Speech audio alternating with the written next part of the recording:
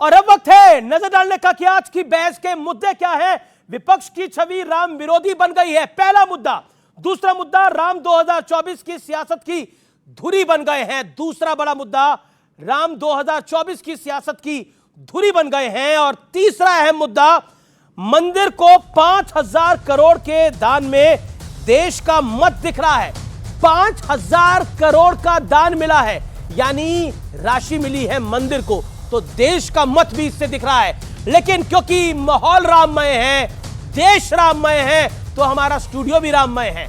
और मेरे साथ आज कौन कौन जुड़ रहा है आज की चर्चा में, परिचय करा देता हूं। पहला नाम है बीजेपी के प्रवक्ता का, गौरव भाटिया का। आचार्य प्रमोद कृष्णम का, उनका अभिनंदन है। राजकुमार भाटी, समाजवादी पार्टी के वरिष्ठ नेता और प्रवक्ता। विवेक श्रीवास्तव, लेफ्ट के बड़े नेता, उनका अभिनंदन है।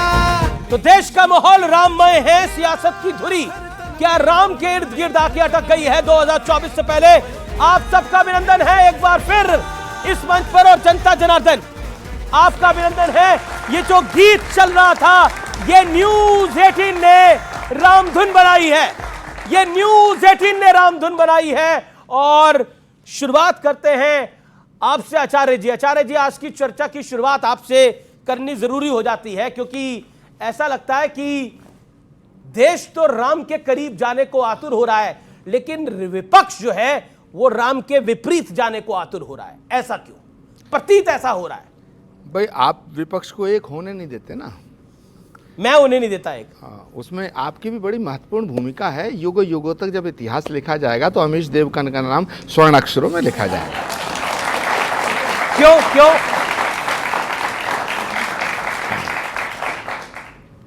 दूसरी बात, जहाँ तक भगवान राम का प्रश्न है, तो मैं तो बिल्कुल इसको साफ कर देना चाहता हूँ। ना कोई लेकिन है, ना कोई बट है, ना कोई किंतु है, ना कोई परंतु है। राम हमारी आस्था के आधार हैं। राम के बिना भारत की कल्पना भी नहीं की जा सकती है। राम के बिना जब भारत की कल्पना नहीं की जा सकती है, तो भारत के लोकतंत्र की कल्पना कैसे की जा सकती है? जी। राम और अमीश देवगन जी, ये बात मैं इसलिए नहीं कह रहा हूँ कि ये मेरा विचार है। भारत के संविधान के निर्माता डॉक्टर बाबा साहब भीमराव अंबेडकर, जब संविधान उन्होंने भारत को सौंपा है, तो उस भारत के संविधान के पन्नों पर श्री राम के दरबार का चित्र अंकित है। बात तो बड़ी सुंदर कर रहे हैं आप, लेकिन देखिए, आपको मैं टोक रहा हूं बीच में 30 सेकंड के बाद ही, लेकिन बात तो इतनी आप सुंदर कर रहे हैं, लेकिन राम काज करीबे को लोग आतुर होते हैं, लेकिन आपके नेता जाने कोई आतुर नहीं है राम काज के लिए। गौरव भाटिया, कार सेवकों पर गोली चल जानी चाहिए थी, वो संविधान को बचाने के लिए हुआ, ये अब शिवपाल यादव जी भी कह रहे हैं, स्वामी प्रसाद मौर्य तो कह ही रहे थे। क्या आपको लगता है कि आप लोग भी पॉलिटिकली राम नाम को पॉलिटिकली कैश करना चाहते हैं? माफी इस शब्द के लिए, लेकिन मैं बोल रहा हूं। सबसे पहले तो सियावर रामचंद्र की अब देखा आपने। और दूसरी बात मैं कहूंगा, और बहुत सम्मान से कहूंगा, वो व्यक्ति, वो संस्था, कोई भी पार्टी ऐसी पैदा नहीं हुई है जो भगवान राम के नाम को कैश कर ले। ये तो भगवान राम की कृपा होती है तो पार्टी आगे बढ़ती है, 200 से 303 तक पहुंचती है और जनता की सेवा करती है, और भगवान राम का आशीर्वाद मिलता है। नरेंद्र मोदी जी 2 बार प्रधानमंत्री बने हैं, तीसरी बार भी वही बनेंगे, भगवान राम का आशीर्वाद है। अब याद करिए, वो मैं तस्वीर लेके आया हूं। 2 भाई थे, नाम था राम और शरद कोठारी बंधु। गोली चलती है ना, अच्छे पतलून गीली हो जाती है, दूसरी तरफ भागते हैं। और ये तो केवल 2 हैं, ऐसे लाखों थे। आदेश दिया, सपा की सरकार थी कि निहत्थे कार सेवकों पे गोली चला देना। ये भाई राम और शरद, क्या ऊर्जा थी, क्या जज्बा था, क्या समर्पण था राम मंदिर के प्रति। ये आगे बढ़ते रहे, गोली लगी माथे पे, गोली लगी सीने पे।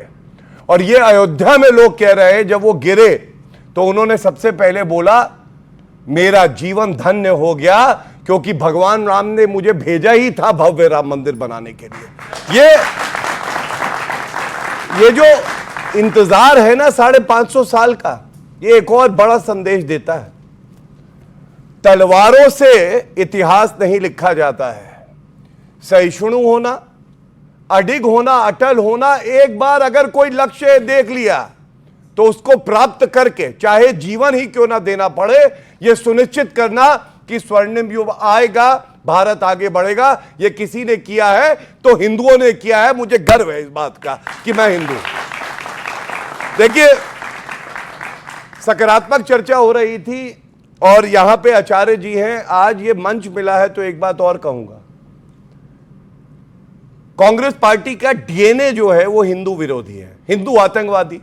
अरे जिसने आज तक किसी चींटी को नहीं मारा उसको आतंकवादी बुला दिया तुमने। लड़के लड़कियां छेड़ने मंदिर में जाते हैं, क्या किसी की हिम्मत है? और बुरा लगेगा लेकिन कहना चाहता हूं, कोई कह सकता है कि लड़के जालीदार टोपी लगा के मस्जिद में जाते हैं और उसके बाद लड़कियां छेड़ते हैं? नहीं कह पाएगा।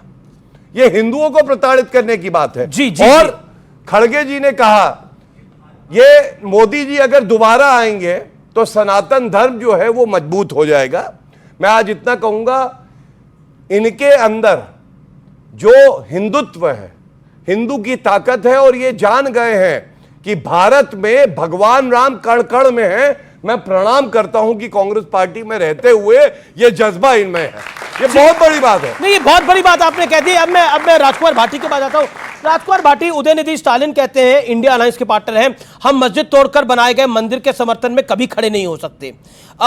शिवपाल यादव कहते हैं जो गोली चली थी वो बिल्कुल ठीक चली थी, संविधान को बचाने के लिए चली थी और सरयू को लाल कर दिया गया था। क्या आपको लगता है कि बार बार राम भक्तों पर गोली चलाने की बात को अभी भी बोलना, क्या आपको लगता नहीं है जख्मों को कुरेदना है?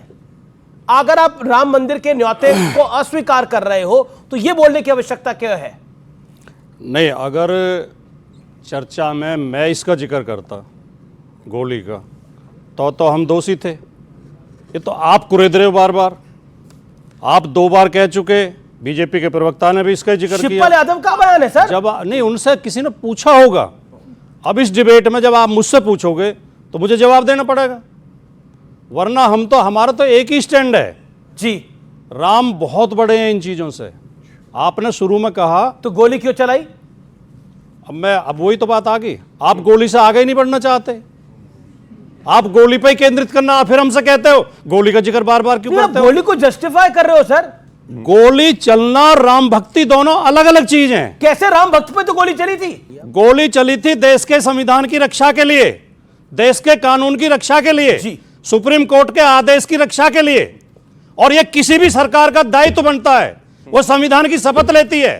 भारतीय जनता पार्टी की सरकार ने राजस्थान में 72 हिंदुओं को गोलियों से भून दिया था आंदोलन में, जो गुर्जर आंदोलन में। हरियाणा में जाट आंदोलन में 11 जाटों को गोलियों से भून दिया था। आप जो हमारे विरोधी हैं, चाहे वो राजनीतिक पार्टियों में और चाहे मीडिया में हैं, वो बार बार कहते हैं सरयू का पानी लाल हो गया था, सरयू का पानी लाल हो गया था। इतना बढ़ा चढ़ा के पेश करते हैं और हमें खलनायक की तरह पेश करते हैं। पहली बात, मुख्यमंत्री, कभी कोई मुख्यमंत्री गोली चलाने का आदेश नहीं देता है। संविधान में उसका यह अधिकार ही नहीं है। गोली चलाने का आदेश मौके पर मजिस्ट्रेट और पुलिस कप्तान देते हैं। बिल्कुल सही। पहली बात। दूसरी बात, जी जी जी, 14 लोगों की मौत हुई थी अयोध्या में, 2 लोगों की बाद में अस्पताल में हो गई थी। 16 के अलावा 17वां नाम आज तक कोई नहीं दे पाया। झूठ आप कितना ही बोलो, लेकिन दुर्भाग्य क्या है,